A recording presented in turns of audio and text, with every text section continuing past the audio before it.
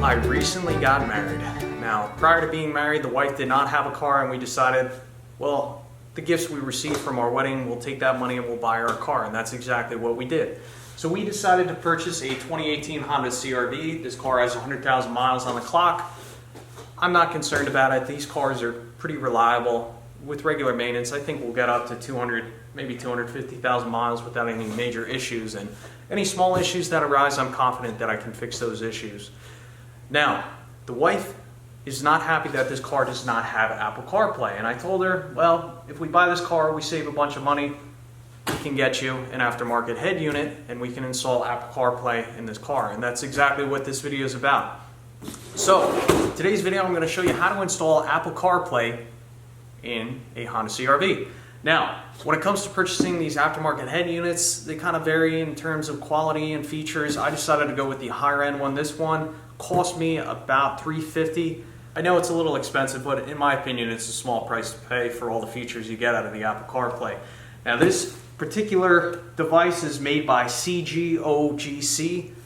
I don't know, some Chinesium company. Not sponsored by the company, purchased this with my own money. So first thing we'll do is an unboxing video and see what you get in the box. Nice packaging. Give you a thank you notice. Wiring diagram. It's going to be very important. And also a user manual. Again, nicely packaged unit. No damage. That is the new head unit. Carefully put that off to the side. Wiring harness. Body panel removal tool, or plastic body panel removal tool. That's going to be helpful. And a bunch of other wires. It's like a microphone, some type of thing that sticks on your windshield, and also a few zip ties. So no real installation instructions. So we're pretty much going to have to figure this out on our own. So to remove the head unit on this 2018 Honda CR-V, the first thing we need to do is remove this lower portion, the air conditioning control panel. So you got to sneak your fingers behind here, pop it out like so. There's going to be a few clips. And then there's an electrical connection back here. So I'm going to take a little pick, sneak it back behind this clip, and there's a little tab you got to push forward in order to lift this electrical tab up and out.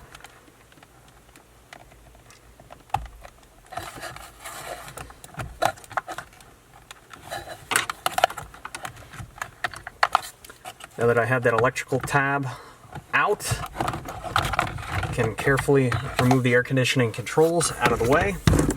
Now that we have the air conditioning controls removed, if you look down in this cavity, you'll notice that there is a black Phillips head screw and a black Phillips head screw right there. So we need to remove these Phillips head screws. I'd highly recommend you use a magnetic Phillips head. It doesn't have to be on a driver. You could use a screwdriver. Just make sure it has a magnetic tip.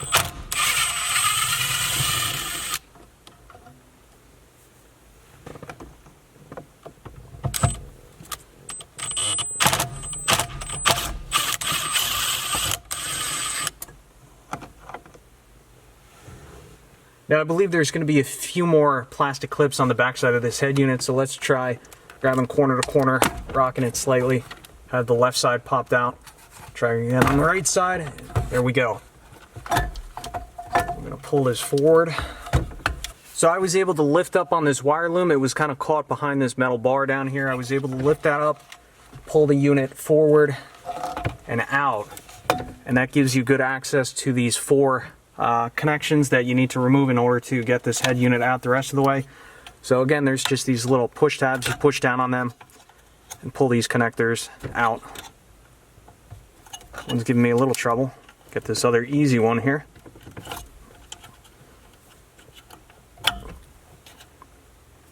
Might get the pick out for this guy.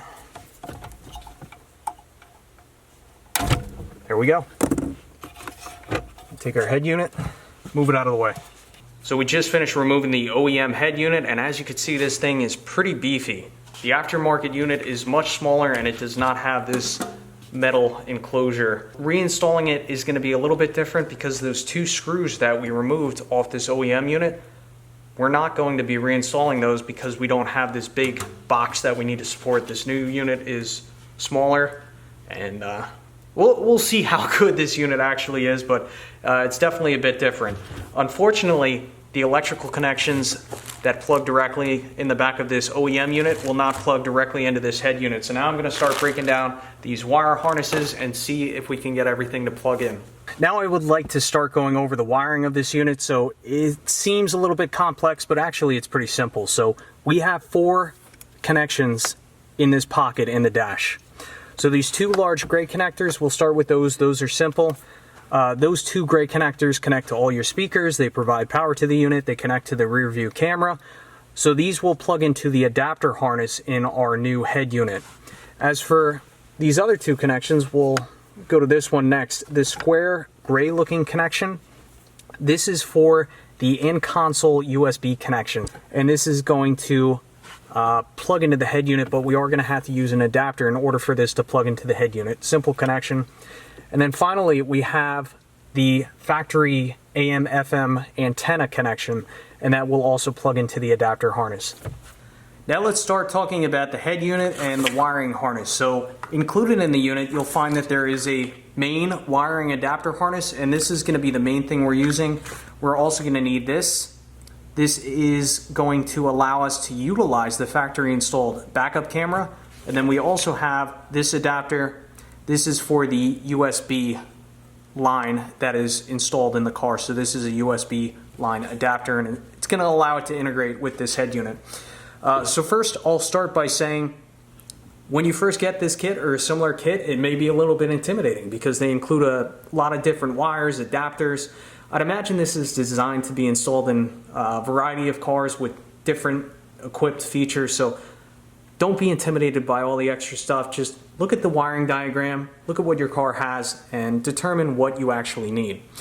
So the wiring diagram is going to be very helpful. Let's start going over things. So again, we have the USB adapter cable. So included in this kit are 2 USB adapter cables. This one only has 4 prongs on the white plastic connector, and the second one included in the kit has 6 prongs in the white connector. Well, this one is for if your car is equipped with a second USB connector. This car is only equipped with 1. Take a look at the wiring diagram here. USB 1 is going to connect into the unit right here, this slot right here. So we're going to install that into that slot right there. Pretty simple. And of course, the other end is going to go into the USB connection in the cavity in the car. We'll talk about this camera connector in a moment here, but now let's talk about the main wiring harness. So within this main wiring harness, there's going to be 4 large gray connectors. And in our case, we're only going to be utilizing 2 of these, and these are pretty self-explanatory. So these are different sizes and shapes. So the 2 large gray connectors we saw on the dash, they are going to plug into 2 of these large gray connectors. We don't have to worry about the other 2. Now, on the other side of this harness, we have a few important connections. Let's start with this guy. So this is the black and blue wire. You recognize that connector? Well, that's going to plug into the factory installed AM/FM radio connector in the dash. So that one's simple. We also have this black connector. This is the main connection to the head unit, and this is going to be installed right here. We also have a purple with a white stripe and green connector. This one, I actually installed this head unit once already today, and I missed this. This allows us to use the steering wheel volume controls as well as some other features in the car. So this is critical that you plug this in to the head unit as well. And this connection is going to be made in the lower left-hand slot right here. So it's going to get plugged in right there. So don't miss that. We also have this AV style plug. So this is going to connect from here, our AM/FM antenna adapter harness, and this AV plug is going to plug directly into the head unit right here. So that's a simple connection. And then finally, I think the last thing we have to go over here is the reverse, the factory installed reverse camera. So here's how this works. The reverse signal is going to be received from one of the big gray connectors that's already in the car. It's going to go through here. So that signal is going to travel down this yellow AV connector. This is labeled cam video in, and this is along with the connector that has the white and red AV video signals. So look for the cam video in yellow AV connector. The other one's in Chinese, and I don't, well, we're not going to use that, whatever it's for. Look at the wiring diagram and figure it out. But then we're going to need this adapter. This is the camera in, AV camera in line. So we're going to plug this in here. And then the white connector is going to be plugged into this slot right here. So this is going to get plugged in here like so. Now finally, they do include a GPS antenna. This is the GPS antenna, and also a 4G antenna. I'm not really sure. I think I will put in the GPS antenna, see if it does anything. I don't know if we really need it, because the main purpose of this unit is to have Apple CarPlay, and the signal is going to be received from the phone. So I don't know, maybe you can utilize the GPS antenna to use the factory installed maps, if there are maps in this system when your phone isn't connected. Not 100% sure. So let's at least install the GPS antenna as well. And it looks like that's going to get plugged in right here. It says GPS, pretty self-explanatory.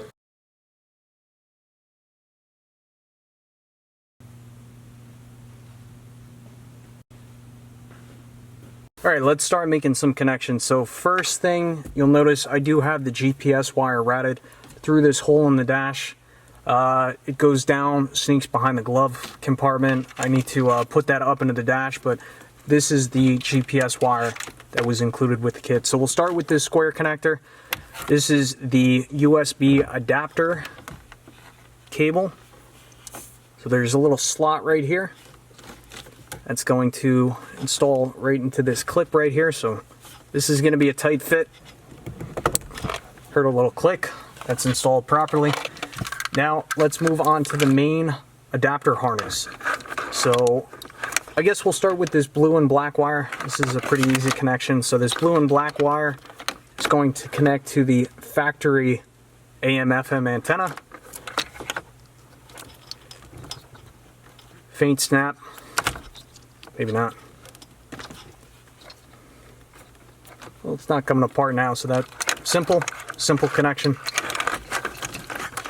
Now these other dark gray connectors, we need to plug those into 2 of the 4 large gray connectors in the back. So I'm just looking at these. Looks like this one's going to line up with this guy. Simple, snap right in. As for the other one here, looks like it's going to install into this connector.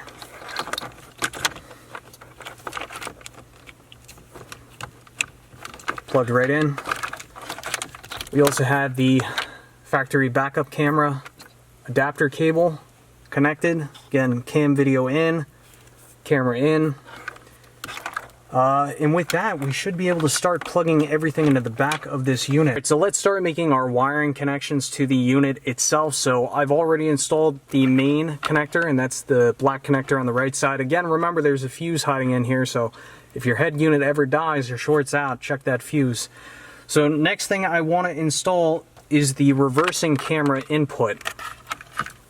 So this is the reversing camera input. Again, AV to AV, yellow to yellow. It's going to go in this lower right hand slot.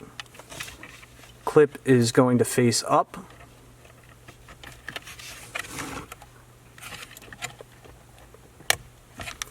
That's installed. Next we will install our USB adapter cable, and that's going to go 2 to the left, so there's 4-pronged slot on the left hand side of the unit.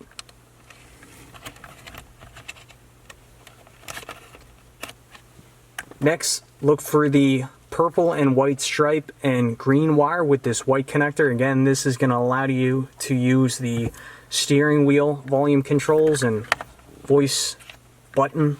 It's going to go into this left lower slot. In this green round plug, we can install the connection for the factory installed AM/FM antenna. Should plug right in. Then we also have the GPS connection. This is a threaded coax type of connection.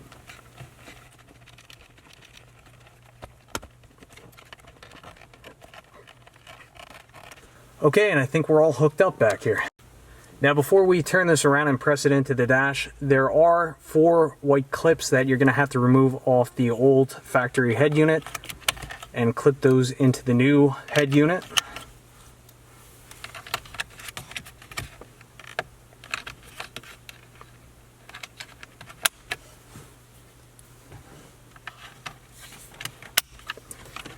Now let's flip this around. Something else I did off cam, I utilized this 1-inch split wire loom, and I just kind of encased all the loose wiring back here because there are some sharp edges back here and I just wanted to try and protect those wires. So that's how I did it. Quick wrap or two with electrical tape. Not perfect, but it's a lot cleaner and hopefully will prevent any short circuits in the future.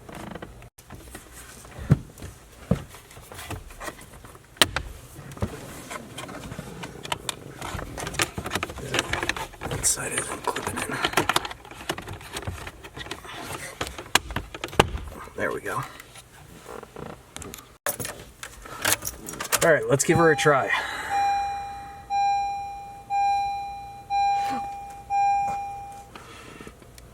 And pretty much the final thing we need to do here is to reinstall the HVAC control unit. So you may have a hard time doing this. Wifey's in the car. Car is not started, but the key's on. She's lowered the gear selector down to neutral. She has her foot on the brake. And that'll give you enough room to sneak this HVAC control module back here. Plug in the electrical connector. And then this should just snap right in.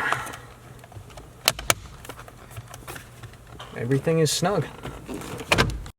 So we've been playing around with this unit for a little while. We had a little bit of trouble connecting the phone to the unit. I did end up installing the GPS antenna up here in the right hand corner and the 4G antenna as well. It seems like that helped. Do have to use the adhesive on here. But something I want to share with you, if you're having trouble getting to Apple Carplay or Android equivalent, this is what you're going to look for. Widget, click on that, it'll take you right to Carplay. Just to show you, there is a little bit of a lag. It's not a big deal. It works. And you can adjust the sensitivity of the screen, I'm sure, as well. Another nice feature about this, again, I will have to do the full review in the future, but you can adjust the daytime brightness and nighttime brightness, but there's a lot of cool features in this unit. I think that's going to wrap up this video. You happy? Yeah. Thank God.